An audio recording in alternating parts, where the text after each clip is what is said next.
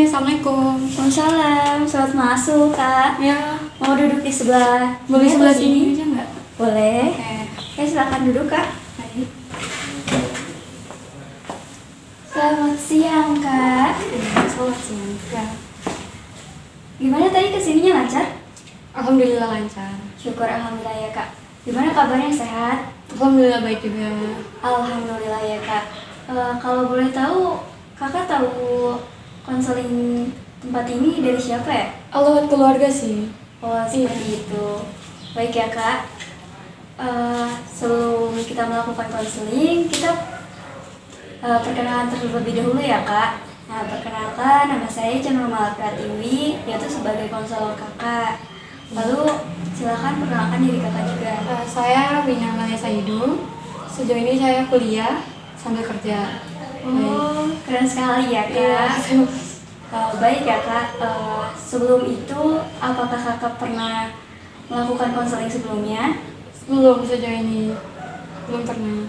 Baik, jika begitu saya izin menjelaskan terlebih dahulu ya. Baik. Jadi, konseling itu adalah pemberian layanan yang diberikan oleh saya, yaitu konselor, kepada kakak, yaitu konseli, untuk mengentaskan permasalahan yang sedang kakak alami dan mengembangkan keefektifan sehari-hari. Nah, jadi kak, dalam konseling ini ada 5 asas ya kak. Yaitu yang pertama ada asas keterbukaan, di mana kakak secara terbuka kepada saya untuk menceritakan permasalahan yang sedang kakak alami. Lalu yang kedua yaitu ada namanya kesukarelaan, di mana kakak datang kepada saya secara sukarela. Apakah kakak datang ke sini secara sukarela, kak? Secara sukarela. Baik. Lalu ada yang namanya asas kerahasiaan, di mana apapun yang kakak sampaikan kepada saya akan saya jaga kerahasiaannya. Lalu yang keempat ada yang namanya asas kekinian ya kak, di mana permasalahan yang kakak bahas pada hari ini yaitu yang sedang kakak alami. Baik, sebelum kita melakukan konseling ya kak, alangkah lebih baiknya kita berdoa terlebih dahulu ya kak, agar apa yang kita bahas pada hari ini bisa bermanfaat untuk diri kakak ya. Doa mulai.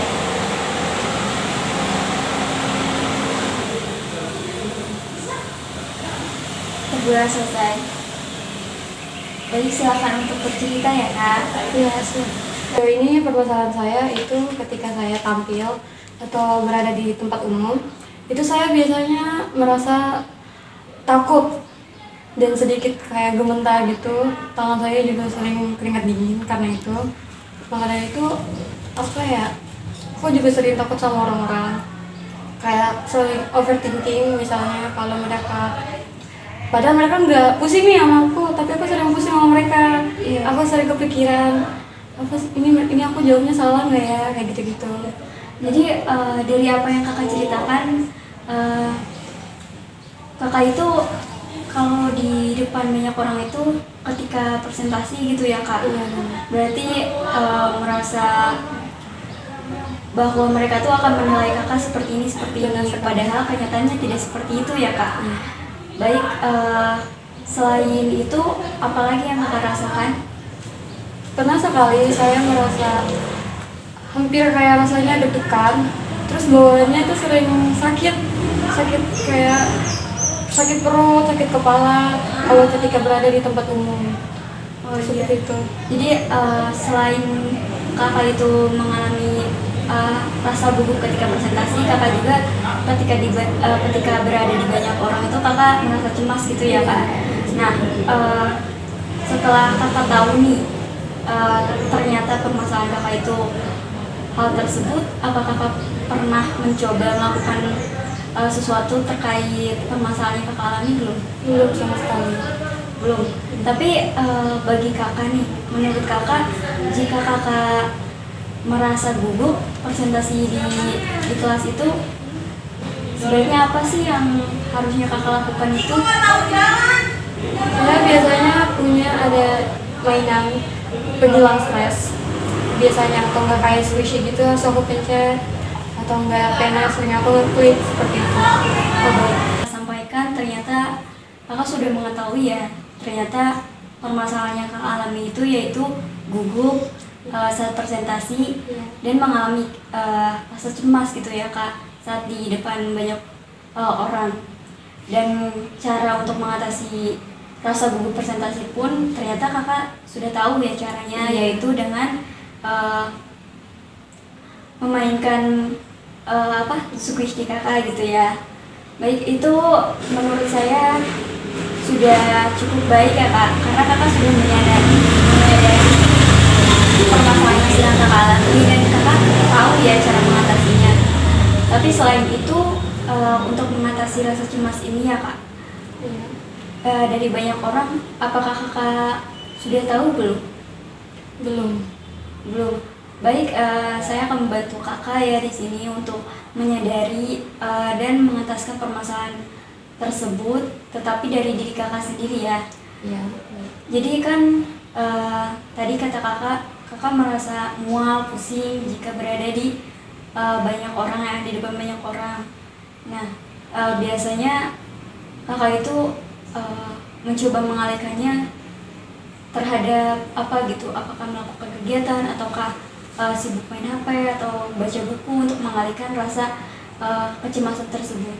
Biasanya saya sering baca buku. Iya. Baik, jadi kakak untuk mengatasi rasa cemasnya itu yaitu dengan baca buku ya kak. Nah, dari apa yang kakak lakukan itu sudah cukup baik kakak, karena kakak sudah berusaha untuk menghentikan pikiran kakak terhadap opini-opini orang gitu terhadap kakak ya. Baik, selain itu apakah masih ada yang kakak ingin sampaikan belum? Sejauh ini itu sih yang paling parah. Sisanya tidak ada. Baik, jadi dapat kita simpulkan ya kak, bahwa permasalahan yang sedang kakak alami itu yaitu merasa gugup ketika presentasi dan merasa cemas ketika saat banyak di keramaian. Dan kakak pun sudah tahu caranya ternyata untuk mengatasi rasa gugup itu dengan memainkan squishy kakak ya.